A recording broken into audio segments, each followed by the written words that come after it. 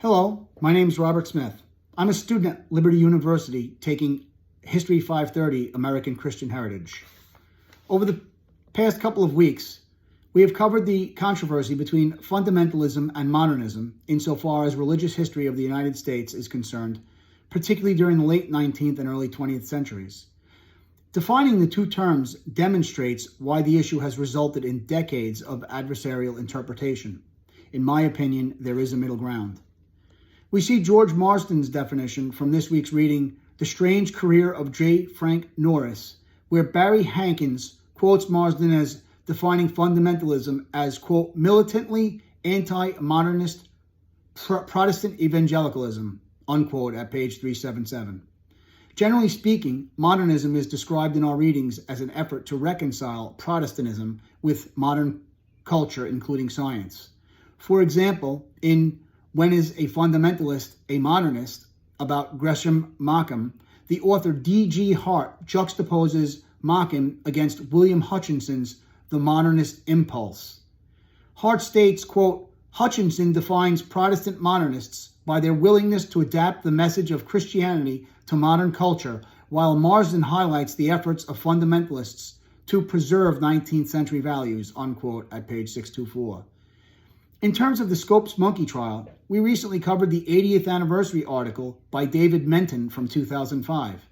Incredibly, the 100th anniversary is fast approaching, yet the fundamentalist modernist debate is still raging.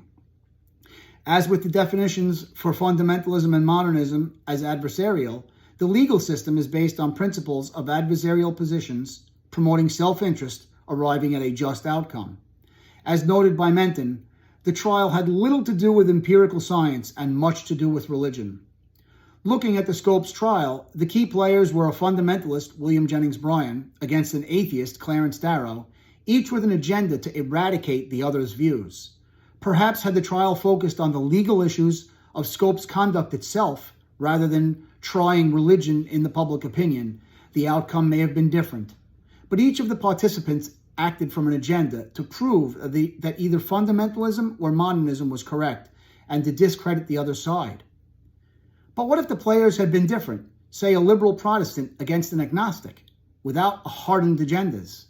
Would there have been room for compromise or at least recognition that each side brought some truth to the table? It is impossible to look around the world and say that science does not exist. Similarly, it is impossible to look around the world and say that God does not exist. Turning to Jesus Christ, while people may debate his nature, it is impossible to deny that he existed. The evidence is overwhelmingly conclusive of his existence.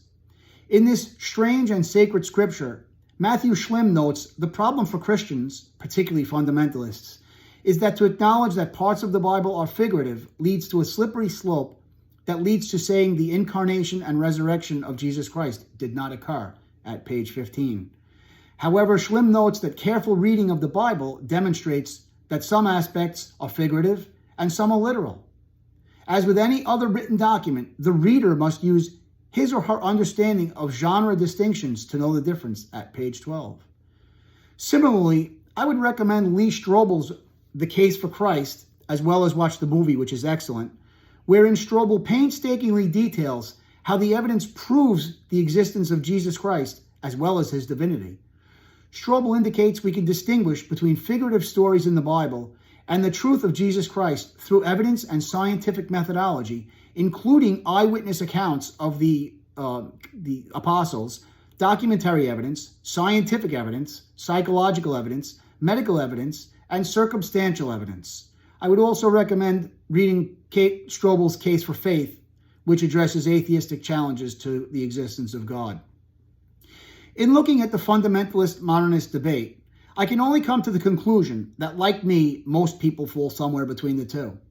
Thus, perhaps from our experience, the majority of human beings intuitively know the differences between right and wrong, science and faith, and God and the world. Perhaps if the debate had been framed by so-called quote-unquote average people rather than politicians or scholars, the majority of God's children would see his will revealed through both science and faith. Perhaps in terms of the debate, had the issues been framed in terms other than adversarial, the debate could include truths from both sides. Perhaps had the issue been debated by people other than dogmatic lawyers, the truth may have been more important than winning. To apply Amy Semple McPherson's principle to this debate, on the left hand, there's formalism or fundamentalism. On the right hand, fanaticism or modernism. The refrigerator or the wildfire, which will you choose? Thank God there is a middle-of-the-road experience. Thanks for watching.